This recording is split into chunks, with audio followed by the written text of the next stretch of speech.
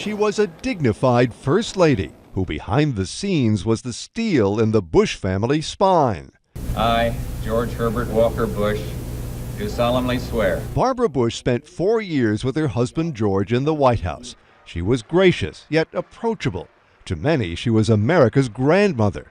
Yet when America denied George Bush a second term, she never hid her bitterness, even long after he'd made his peace.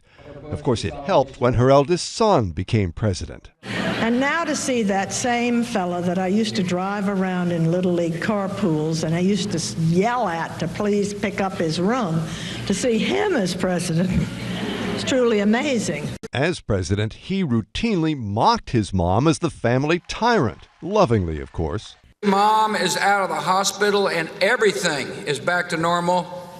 After all, she's still telling me what to do. Even her daughter-in-law saw her as strong-willed. People often wonder what my mother-in-law is really like. People think she's a sweet, grandmotherly Aunt Bee type. She's actually more like Don Corleone. There was no doubt Barbara Bush had a tart tongue. She famously described her husband's election foe this way, rhymes with witch.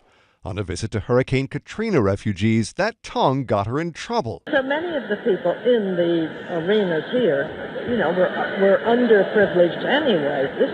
This is working very well for them. She was born Barbara Pierce in New York in 1925, third child in a wealthy publishing family. She was 16 when she met George Bush at a prep school dance. A year and a half later, they were engaged, but didn't marry till he returned from World War II a hero bomber pilot. When George graduated from Yale, the couple moved to Midland, Texas, where he built an oil business and she raised their family. Eventually, George ran for Congress and took Barbara to Washington.